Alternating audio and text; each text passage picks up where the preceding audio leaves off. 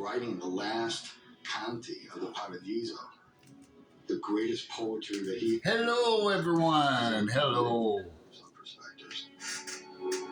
Well, how's everyone tonight? You might have thought I forgot Take Tuesday.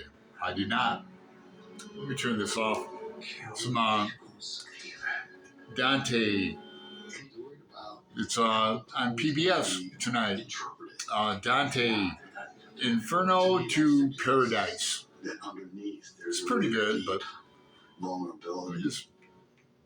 Just mute it. Because I'm going to do, since it's Tag Tuesday, might as well do a tag, eh? And I was tagged in the off the top of your head tag by a new friend, Pat, at Book Chat with Pat.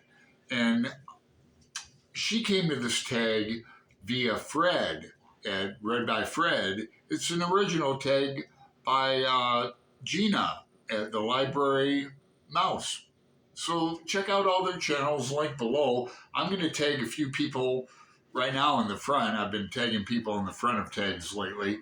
And I'm going to tag all my friends Jim. So got a lot of Jims to tag. Jim at Mystery and Mayhem. I'm going to tag my friend Jim at Jim's Books, Reading, and Matchbox Cars. I'm going to tag Jim at Jim Reads Too Slow when you come back to Portland to visit, Jim. I'm going to tag my friend in England, Jim, at Jim, Book Songs and Other Mayhem. I'm going to tag my friend Jim, my good friend Jim, at Another Bibliophile Reads. And I'm going to tag another good friend, Jim at Bookish. And let me tag Jim at the Literary Texan too, since I'm in Texas a little bit. Excuse me. I've got the answers here. I've got the prompts here, if I don't lose them already. And let's get started. Prompt 1. What was your favorite picture book as a child? I'm also going to keep this tag as like memories from when I was a kid. I've mentioned a lot of these answers in other tags. You know how many, I've got a playlist of tags I've done. I've got over 100 videos in that one playlist of tags. If anybody's looking for a tag to do, check out my playlist. But so I'm going to keep this as I said, it's like kind of a, well, for the first few questions, if I ever get to them. Like a lot of booktubers, my mother taught me how to read. She was a great reader. She wasn't a big, big hard book reader or classics, but she was well read. She read the newspapers all the time. Excuse me again. And my first memories of reading are actually from a newspaper, the Peach section, P-E-A-C-H, because it was colored peach color. Came in the middle of the paper, the Toledo Blade in Ohio. Toledo Blade after Toledo, Spain, right? So this Peach section had all the cartoons and word puzzles and Family Circle, Bill Kane cartoon, other cartoons. So I remember that. My first real short story picture book as a kid, I grew up with Curious George highlights in grade school, those little magazines. But my first real short story was The Five Chinese Brothers. And that's a 1938 short story, and it's illustrated by Kurt Weissel. It's by Claire Hatchett Bishop, and it's about these five Chinese. It's from Chinese folklore, and I don't know, banned books in Florida and the United States lately.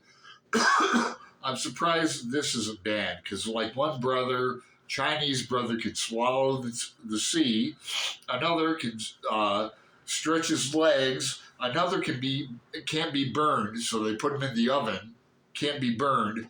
The other one can hold his breath, forever, etc. But it was funny. It's funny to look back. My mother bought all these encyclopedias, but also these short story collections and other different things. I wish I still had them, back in the day of door to door salesman. Yeah. Uh, Prompt 3. What's the worst book you read or tried to read? I've mentioned this before too. Check out this book. It's called by Sean Penn, the actor. Whom I like, and I like as a person. I think he's a great activist. And you turn on the TV, there'll be a hurricane somewhere in Louisiana. You turn on the TV. Sean Penn's going down the street in a kayak to help people. Anyway, he wrote the worst book I ever read called Bob Honey Do Stuff. And on the back is blurbs by all these famous people about how great it is. It sucks.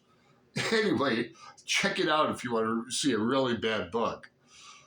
4. Your favorite reading or book memory, besides my childhood, and that was back like in grad school in Tempe, Phoenix, Arizona, Scottsdale, Arizona. I used to go to the Poison Pen bookstore in Scottsdale, where a lot of mystery writers would come and do, if not readings for their latest book and then autograph them and sell them, they do workshops too. People like James Lee Burke, like Lawrence Block, like Sue Grafton, like I'm forgetting many people, but like I used to go to a lot of things like that. It was great. I mean, I saw Anne Rice, not at the Poison Pen, but in another bookstore back in the day.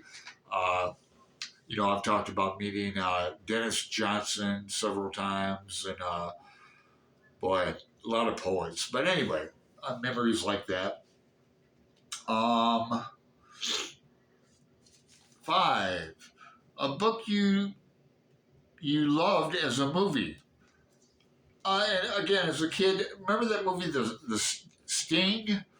My allergies. The Sting, Sting. I need like closed captions under me. Should have saw when I was drinking. Watch some old videos on that anyway. The Sting with Robert Redford, Paul Newman, Jackie Gleason. I read that book. I remember reading it as an adolescent, like reading the F word for the first time and stuff like that. 6. A book you wish they would make into a movie. Now, I never talk about James Patterson, but old James Patterson, I like. I like it. He was a great writer in his youth, and the book is Pop Goes the Weasel. Patterson wrote 2 Weasel books. Pop Goes the Weasel is before Hannibal Lecter and all that. Just a great book. I'd love to see that as a movie. Let's see. I also wanted to mention a book you loved as a movie, A Clockwork Orange. Now, I've got a bunch of A Clockwork Orange movie posters. I read that book. I've read it 5 times at least. Love Anthony Burgess, the author. Great Joycean he was. And I love Kubrick too. But I wanted to mention that. So from 5, I did 6, go to 7. Prompt 7, a book character that you would like as a friend. Well, I'll tell you who I wouldn't like is Stephen Dedalus. From Portrait of the Artist and then Ulysses. And Stephen Dedalus wouldn't make a good friend at all. You know who I would like, though, as a friend? Going back to my childhood? That's right, Huckleberry Finn. Yeah, now Huckleberry Finn, he appears in Finnegan's Wake quite a bit. Quite a bit. So does Humpty Dumpty. Humpty had a great fall. So did Tim Finnegan. Why am I going like that? I don't know. Talk about a ladder and a wall. Make comparison there, maybe. Prompt 8. A place you want to visit because of a book you read. Florence, Tuscany, Italy, because of Dante. There you go. There's a Dante tie-in. See how it all works out? Synchronicity. Prompt 9, a nonfiction book you would recommend. In all seriousness, if you guys haven't read any Eric with a K, Erik Larson, The Devil in the White City. Oh, when I read that is such a killer nonfiction book. Then I read a lot of his other stuff, but boy, that book about Chicago during the World's Fair in the 1800s, where they first had the first Ferris wheel, and all about a serial killer. Ooh, it's a great book. Thank me later on that one. And prompt 10, if you could hang out with an author all day, who would you pick and why? James Joyce? Hell no. He'd be like, I wouldn't hang out with him. But his a guy that James Joyce did actually hang out with in life is, W.B. Yeats. I've never been to the west side of Ireland. I long to go. But, Yeats is a playwright, poet, essayist, magician. Kind of weird love life with Maud Gunn and that. But anyway, hey, that's a tag. It's pretty long. I'm over 10 minutes. I already tagged. That's why I tagged the people in the beginning. I just get that out of the way. So, like, subscribe, make a comment. I'll reply back to you. Make it a great day, everyone.